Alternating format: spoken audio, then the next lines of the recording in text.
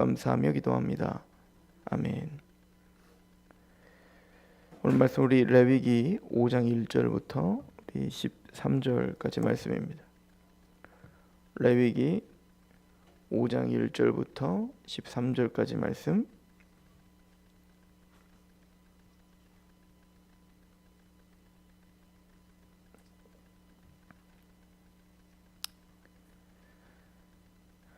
만일 누구든지 저주하는 소리를 듣고서도 증인이 되어 그가 본 것이나 알고 있는 것을 알리지 아니하면, 그가 본 것이나 알고 있는 것을 알리지 아니하면 그는 자신의 죄를 져야 할 것이요 그 허물이 그에게로 돌아갈 것이며, 만일 누구든지 부정한 것들 곧 부정한 들짐승의 사체나 부정한 가축의 사체나 부정한 곤충의 사체를 만졌으면 부지중에라도 하고 할지라도 그 몸이 더러워져서 허물이 있을 것이요, 만일 부지중에 어떤 사람의 부정에 닿았는데 그 사람의 부정이 어떠한 부정이든지 그것을 깨달았을 때에는 허물이 있을 것이요, 만일 누구든지 입술로 맹세하여 악한 일이든지 선한 일이든지 하리라고 함부로 말하면 그 사람이 함부로 말하여 맹세한 것이 무엇이든지 그가 깨닫지 못하다가 그것을 깨닫게 되었을 때에는 그 중 하나의 그에게 허물이 있을 것이니, 이 중 하나의 허물이 있을 때에는 아무 일에 잘못하였노라 자복하고 그 잘못으로 말미암아 여호와께 속죄를 드리되 양떼 암컷 어린 양이나 염소를 끌어다가 속죄제를 드릴 것이요 제사장은 그의 허물을 위하여 속죄할지니라.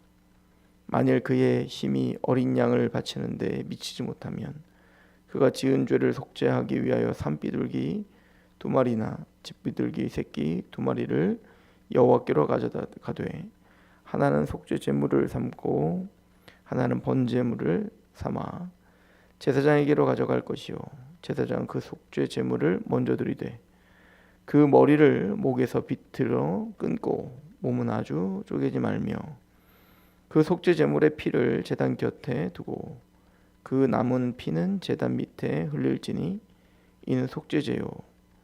그 다음 것은 규례대로 번제를 드릴지니 제사장의 그의 잘못을 위하여 속죄한즉 그가 사함을 받으리라.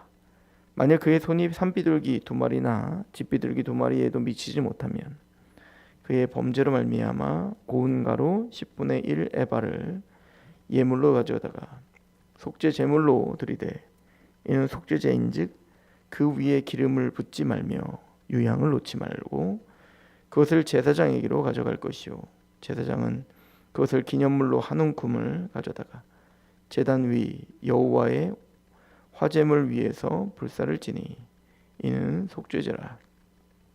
제사장이 그가 이 중에서 하나를 범하여 얻은 허물을 위하여 속죄한즉 그가 사함을 받으리라. 그 나머지는 소제물같이 제사장에게 돌릴지니라. 아멘. 네, 오늘 5장 1절부터 13절까지는 4장에서 말한 그 속죄제의 연속, 더 부연 설명이라고 볼 수가 있겠죠.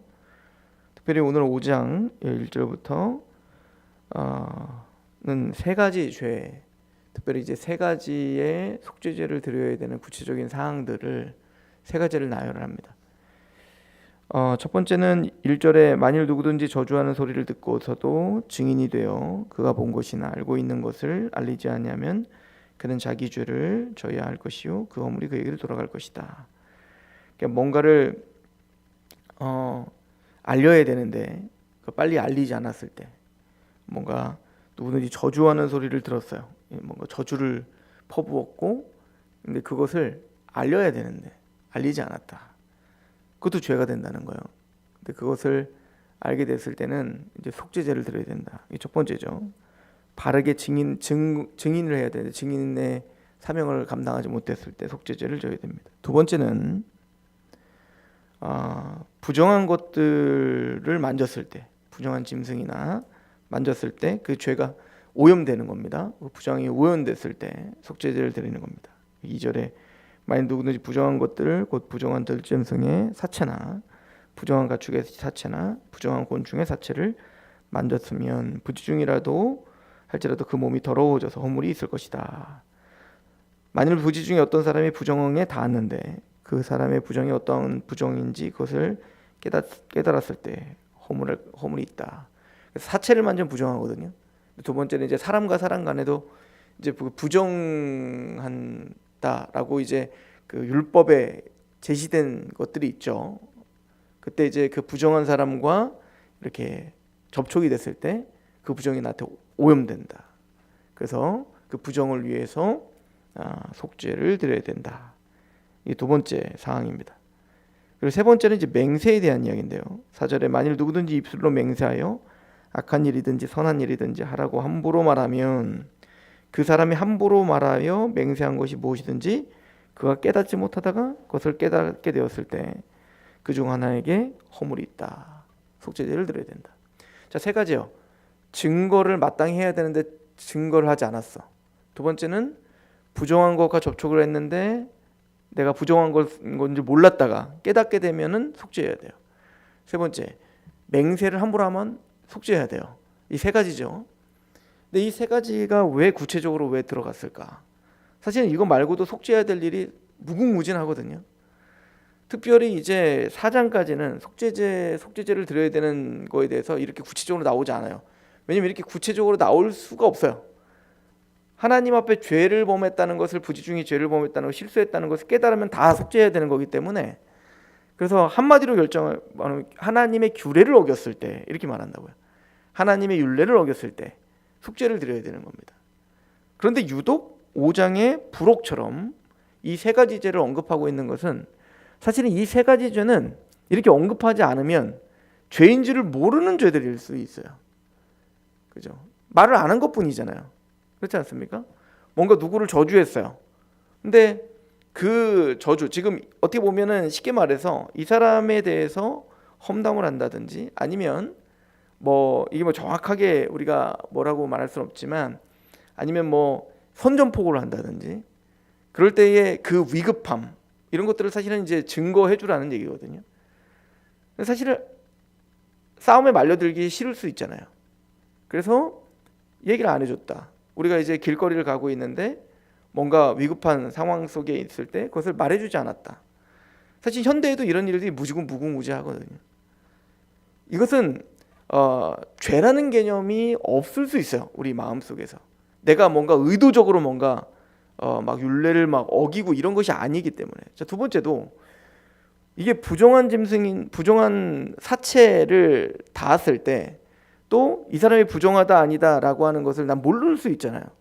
근데 그 사람을 닿았을 때 내가 부정이 됐는지 안 됐는지 내 눈으로 확인할 수 있는 것도 아니고 그냥 우야무야 넘어가면 사실은 넘어갈 수 있을 것처럼 느껴지는 일들이란 말이죠. 또 세 번째도 맹세도 마찬가지죠. 사실 이 맹세라고 하는 것이 참 애매하기도 합니다. 하나님께 맹세를 했는데 사실은 이제 그것들 맹세 자체가 잘못된 건 아니죠. 왜냐하면 여호와 이름으로 맹세했을 때 또 사람의 이름으로 맹세했을 때 그것을 지키지 않는 게 이제 문제가 되는 거거든요. 근데 그래서 이제 신약에서 보면 어떤 맹세도 하지 마. 왜 그러냐면 사실은 이제 신약에서 어떤 맹세도 하지 말라고 했던 이유는 그 맹세 자체가 우리가 사실은 내일을 내가 확신할 수 있는 사람들이 아니야. 하나님의 주권 가운데 있기 때문에 야 내가 내일 얼마 줄게 뭐 그런 쉬운 약속을 했을지라도 내일 내가 죽으면 어떻게 하려고 그래요.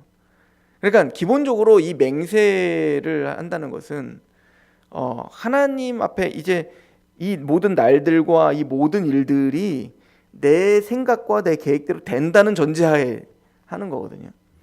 사실 이제 그러니까 사실 이런 개념들은 이게 죄라고 말하기가 참 애매한 것들도 많이 있단 말입니다. 자, 그래서 이 세 가지를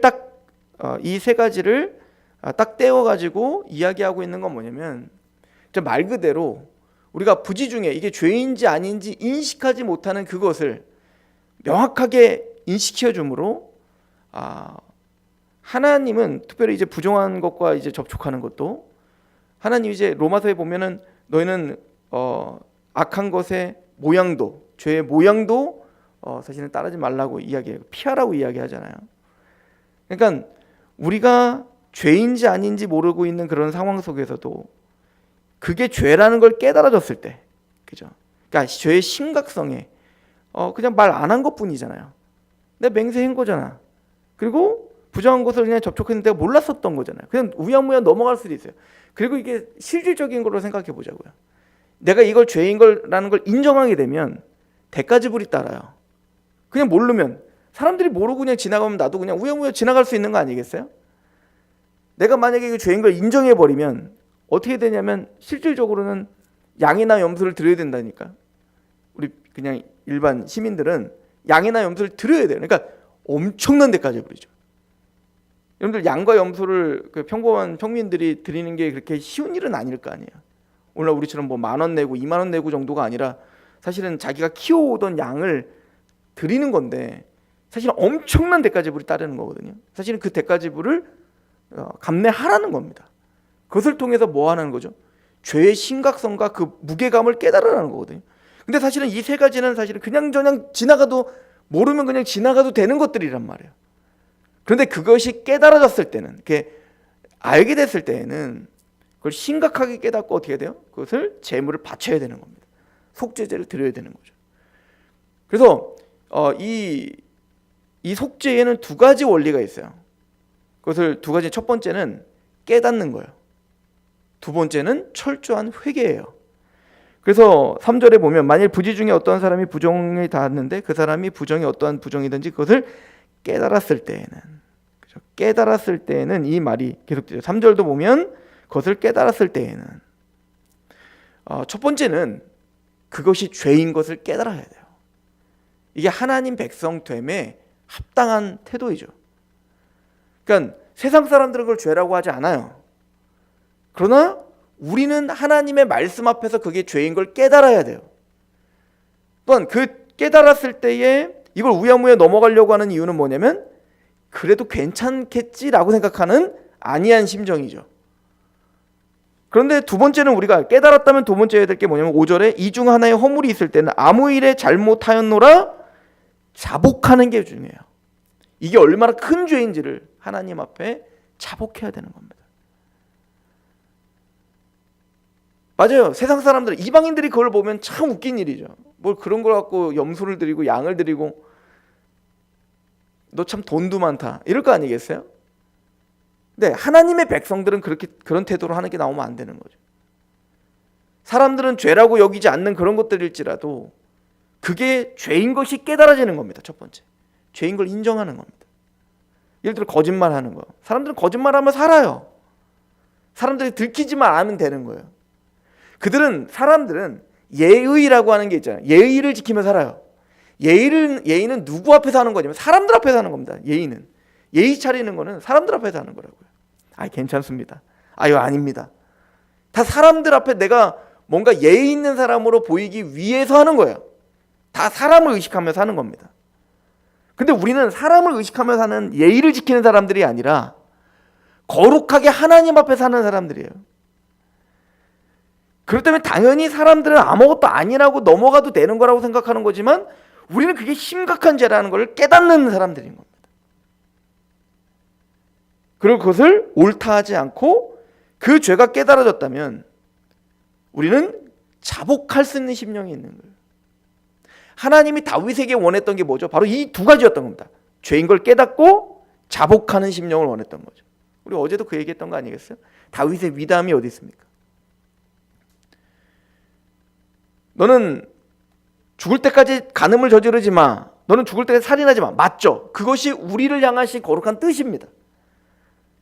그러나 너는 그렇게 죄를 범하지 않는 존재라고 말하지 않는 거예요. 죄를 범할 수 있죠. 넘어질 수 있죠. 그러나 다윗의 위대함이 어디 있다고? 이 두 가지를 했기 때문에 위대함이 있는 겁니다. 첫 번째, 깨달았다는 겁니다. 나단이 책망했을 때 납작 엎드렸다는 겁니다. 그래서 자복했다는 겁니다. 사실은 유대의 왕들, 이스라엘의 왕들의 목록을 쭉 볼 때 그 왕들은 다윗처럼 한 왕이 거의 없습니다. 자신의 죄를 아무리 옆에서 선지자들이 외쳐도, 깨달으라고 외쳐도 어떻게 귀를 막고 눈을 가리죠. 그리고 누굴 죽여요? 그 선지자를 죽이거나 선지자를 죽이고 싶어 합니다.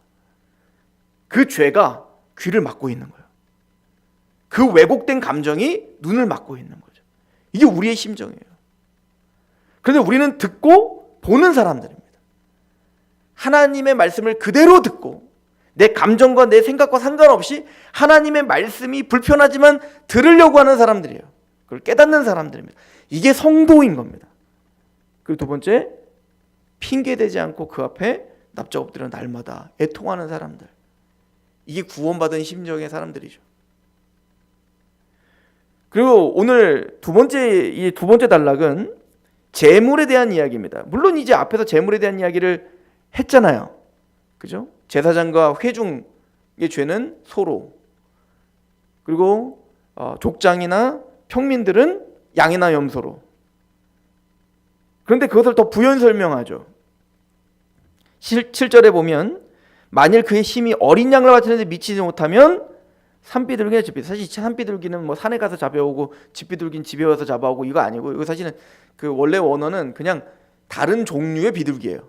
근데 그걸 이제 좀 더 구별하기 위해서 뭐 이렇게 번역하다 보니까 이렇게 된 건데, 어쨌든 다 집에서 기르는 겁니다. 예전에는 이제 그 고대에는 비둘기를 양식을 했어요. 양식을 해서 먹었다고요. 그래서 그 이스라엘 땅에 가면 대형 비둘기 공장이 있어요. 양식장이 있다. 그런 걸 직접 보러 가요. 이건 뭐 대형이라고 하는데 그냥 대충 우리 교회만 하는 게 아니라 정말 땅을 파가지고 어마어마한 도시처럼 비둘기를 어마어마하게 길러냈단 말이죠. 이게 주식이었어요. 주식, 비둘기가. 자, 그런데 이 비둘기를 그냥 집에서 이제 어떻게 보면은 양이나 염소를 못 먹는 사람들에게는 단백질을 공급을 이제 비둘기를 했던 거죠. 그러니까 이 사람들은 누구냐면 가난한 사람들이죠. 가난한 사람들.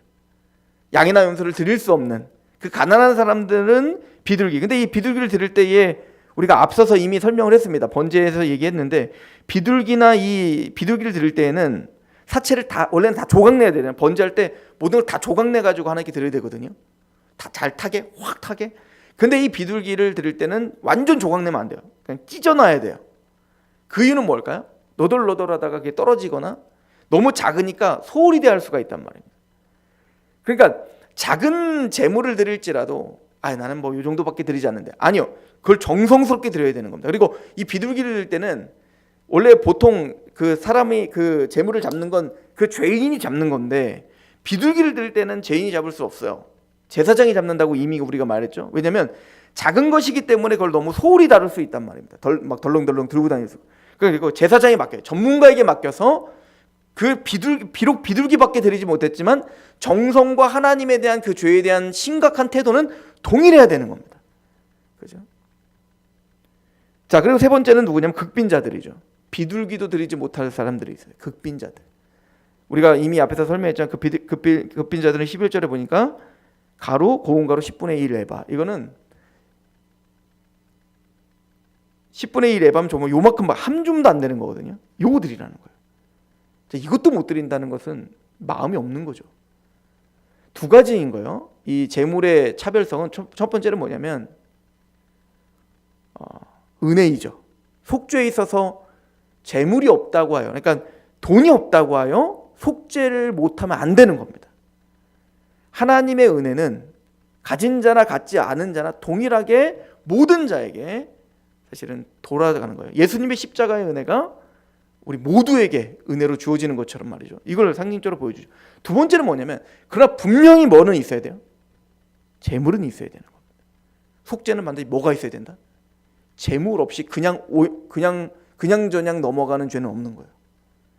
반드시 재물이 필요한 겁니다. 이것은 앞으로 오실 예수 그리스도, 반드시 예수 그리스도의 그 속죄의 피가 있어야 되는 것을 우리에게 보여주는 것이죠. 즉 이런 차별성은요, 근데 거꾸로 한번 생각해 보면, 만약에 나는 충분히 염소와 양을 드릴 수 있는데 돈이 아까워 비둘기를 드린다.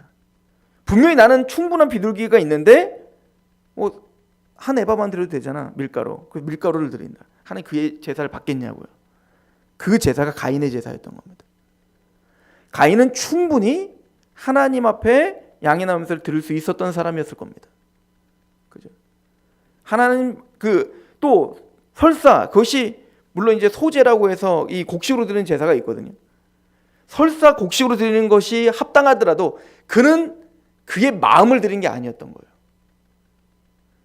그래서 이제 예수님께서 하셨던 얘기가, 우리가 항상 제사를 보낼 때는 이 제사에 대한 이야기할 때 두 가지를 염두에 두셔야죠. 첫 번째는 예수님이 우리를 위해서 드린 제사, 은혜의 제사를 생각하셔야 되고, 두 번째는 그 은혜의 예수 그리스도의 십자가의 은혜로 구원받은 우리가 하나님께 드려야 될 제사, 산 제물이 돼야 될 우리의 모든 예배를 또 생각할 때 우리가 적용을 해야 되는데, 우리는 하나님께 나아갈 때 꼭 예수님께서는 과부의 그 두렙돈을 기뻐하신다라고 말할 때, 아 그래?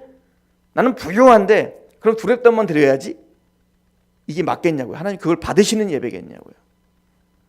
하나님이 우리에게 맡겨주신 시간과 또 우리의 환경들이 다 달라요. 그 하나님 뭘 받으시겠냐? 그 과부는 전 재산이었어요. 두렙돈이. 그죠? 지금 극빈자에게 지금 10분의 1 에바는 자신의 지금 먹고 죽어도 없을 것을 하나님께 드린 것일 수 있어요. 하나님은 그런 제사를 받으시겠다는 겁니다.